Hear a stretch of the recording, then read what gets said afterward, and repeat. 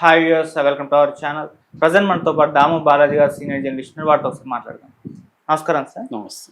Sir, అమెరికాలో ట్రంప్కు వ్యతిరేకంగా భారీ నిరసన ప్రదర్శనలు అయితే జరుగుతున్నాయి సార్. నో కింగ్స్ డే అని చెప్పేసి ఆ టైటిల్తో అయితే భారీగా ప్రదర్శనలు అయితే చేస్తున్నారు.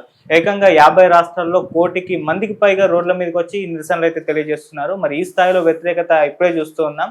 మరి నో కింగ్స్ డే అంటే ఏంటి, ఇంత వ్యతిరేకత రావడానికి గల కారణం ఏంటి, మరి ఏం జరుగుతుంది సార్ అమెరికాలో? అంటే మనం గత కొంతకాలంగా చూస్తే ట్రంప్ బిహేవియర్ ఒక చక్రవర్తి లాగా, అంటే అమెరికాలో డెమోక్రసీ లేనట్టుగా, ఒక కాంగ్రెస్ కానీ లేకపోతే సెనేట్ కానీ లేనట్టుగా తను సొంత నిర్ణయాలు, అసలు కోర్టుల్ని క్యారీ చేయట్లేదు, కాంగ్రెస్ని క్యారీ చేయట్లేదు.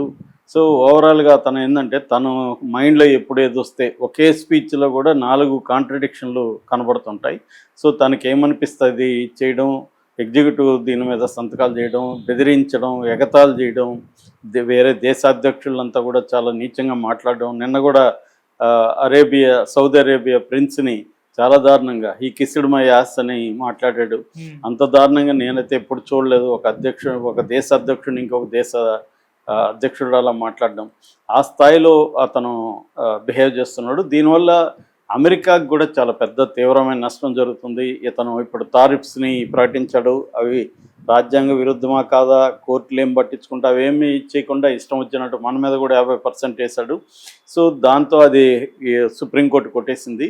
సో ఇప్పుడు అదంతా కూడా ఫైనల్గా బర్డన్ అనేది అమెరికన్ పీపుల్ మీద పడుతుంది. మరోది ఇమ్మిగ్రేషన్ పాలసీని కూడా చాలా దారుణంగా అమలు చేస్తున్నాడు. ముఖ్యంగా ice, immigration and customs enforcement department, అది వెళ్ళి అమెరికా పౌరులను కూడా చంపుతుంది. అతి దారుణంగా ఉంది. అట్లాగే నేషనల్ గార్డ్స్ని దించి మామూలుగా అక్కడ ఫెడరల్ వ్యవస్థ ఉంటుంది, అంటే వీక్ సెంటరు, స్ట్రాంగ్ స్టేట్స్ ఉంటాయి. కానీ ఇతను స్ట్రాంగ్ సెంటరు, వీక్ స్టేట్ చేసేసాడు. సో ఫెడరల్ ఫోర్సెస్ని, నేషనల్ గార్డ్స్ని అంతా కూడా రాష్ట్రాల్లో దించేశాడు. సో ఇలాగ రాష్ట్రాల అధికారాలన్నింటిని కూడా తను హస్తగతం చేసుకున్నాడు. మరోవైపు అక్కడ ఎప్పటి నుంచో కూడా క్రైసిస్ ఉంది. ముఖ్యంగా హెల్త్ కేర్ చాలా దెబ్బతినేసింది. వాళ్ళ రీసెంట్గా అయితే గ్యాస్ సెంటర్ వాళ్ళు పెట్రోల్ని, సో అది దాదాపు $4 చేరుకునే అవకాశం కనబడుతుంది. ఇన్ఫ్లేషన్ కూడా $4, 4% ఇన్ఫ్లేషన్ పెరుగుతోంది. సో ఇది ట్రంప్ విధానాల వల్ల. అన్నిటికంటే ఇప్పుడు ఇరాన్ మీద దాడి చేయాల్సిన అవసరం ఏ రకంగానూ ట్రంప్కి లేదు. పైగా అతను ఎలక్షన్ క్యాంపెయిన్లలో మిడిల్ ఈస్ట్లో వార్లకు వ్యతిరేకంగా మాట్లాడాడు. మనకి అమెరికా ఫస్ట్, నాకు అమెరికా గ్రేటా కానీ ఇదే నా అజెండా తప్ప యుద్ధాలు కాదన్నాడు. అలాగే నేను 8 యుద్ధాలు ఆపాను అని కూడా గప్పాలు చెప్పుకున్నాడు. అలాంటిది ఇప్పుడు ఇరాన్ మీద వారు దాదాపు రోజుకి $2 బిలియన్ ఖర్చు అవుతుంది.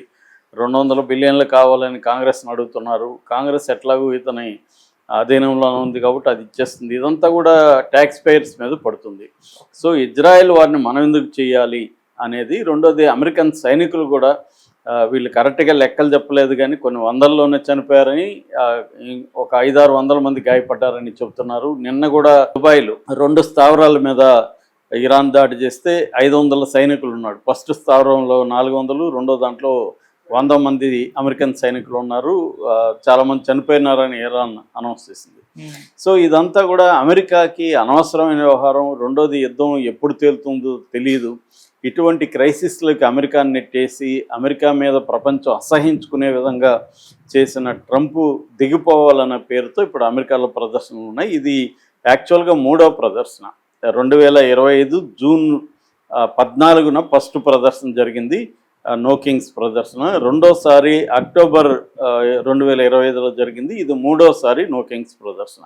నో కింగ్స్ అంటే అర్థం ఏంటంటే, కింగులు వద్దు, మాకు డెమోక్రసీ కావాలి తప్ప కింగ్ కానీ, డిక్టేటర్ కానీ, టెరెంట్స్ కానీ వద్దు, నియంతలు వద్దు, రాజులు వద్దు, నువ్వు రాజులాగా బిహేవ్ చేస్తున్నావు అనేది కాన్సెప్ట్ బేసిక్గా.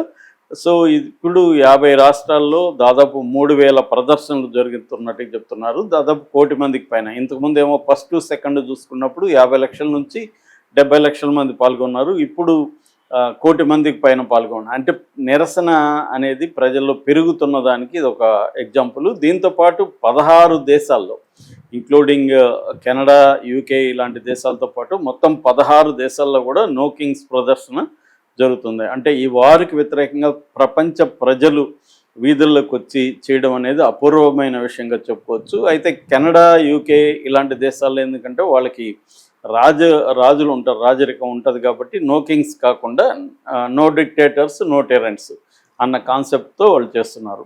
సో అమెరికాలో తీసుకుంటే దీన్ని ప్రధానంగా ఏంటంటే వీళ్ళు 50-501 అని, ఇండివిజిబుల్ అని, తర్వాత లేబర్ యూనియన్స్, తర్వాత విద్యార్థి సంఘాలు, పౌర హక్కుల సంఘాలు, ఇలాగా అనేక రకాల ఎక్కువగా లేబర్ యూనియన్స్ అనమాట. సో అనేక సంఘాలు దీంట్లో కలిసి చేయడం ఒక గొప్ప విషయంగా చెప్పుకోవచ్చు. రెండోది ఇది నాన్ వైలెంట్, శాంతియుతంగా చేస్తున్నారు. ఎందుకంటే దీన్ని వైలెంట్గా మార్చేసి వీళ్ళ మీద దాడులు చేసి అరెస్టులు చేయాలని ట్రంప్ చూస్తున్నాడు. అందుకని చాలా నాన్ వైలెంట్గా చేయాలనేది వీళ్ళ ప్లాన్గా కనబడుతుంది. అది నిన్న పెద్ద ఎత్తున అయితే సక్సెస్ అయింది. సో దీనికి వ్యతిరేకంగా ట్రంప్ కూడా ఇదంతా కూడా లెఫ్టిస్టులు చేస్తున్న పని అని విమర్శించడం, దాంతోపాటు ప్రౌడ్ బాయ్స్ పేరుతో ట్రంప్ బ్యాచ్ కూడా బయలుదేరి కౌంటర్ ప్రదర్శనలు కూడా, వ్యతిరేక ప్రదర్శనలు, వీళ్ళకి వ్యతిరేకంగా వాళ్ళు వచ్చి ఆర్గ్యుమెంట్స్ చేయడం, అంటే ఒక గొడవలు క్రియేట్ చేసి వీళ్ళని డిస్క్రెడిట్ చేసి వీళ్ళ మీద అటాక్స్ చేయాలన్న ప్లాను చేశాడు. కానీ అది వర్కౌట్ అవ్వలేదు. ఎందుకంటే చాలా పీస్ఫుల్గా చేశారు. ఎందుకంటే అమెరికాలో ఉండే ఇతర దేశాల వాళ్ళు చాలా బాధలు పడుతున్నారు, ముఖ్యంగా ఇమ్మిగ్రేషన్ వల్ల. అంటే అక్కడ లీగల్ ఇల్లీగల్ అని తేడా లేకుండా ఇమ్మిగ్రేషను ఒక జాతి సోమాలియా బ్యాచ్లంతా వాళ్ళని అసహించుకోవడం, లేకపోతే మెక్సికన్లని, ఇలాగ ఒక జాతిని టార్గెట్ చేయడం కనబడుతుంది.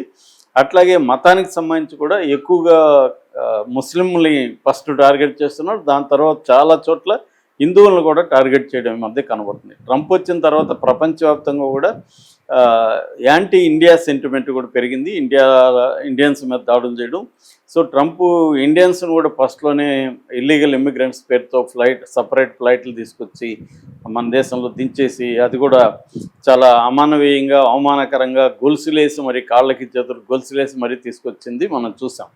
సో ఈ విధంగా ఏంటంటే అమెరికాలో అన్ని సెక్షన్లో కూడా ట్రంప్కి జనరల్గానే వ్యతిరేకత పెరిగింది. అది యుద్ధంతో పీక్ చేరినట్టుగా మనకు తెలుస్తుంది. ఎందుకంటే ఈ యుద్ధం అనేది అమెరికన్స్ ఇంకా కొంగదీస్తుంది. వాళ్ళకి మేజర్గా ఏంటంటే హౌసింగ్ ప్రాబ్లం ఉంది, గ్యాస్ అంటే పెట్రోల్ ప్రాబ్లం ఉంది, మిల్క్, గ్రాసరీసు, స్కూల్ ఫీజులు కట్టలేని పరిస్థితి, హెల్త్ కేర్, ఇవన్నీ కాస్ట్లు పెరిగిపోయినాయి.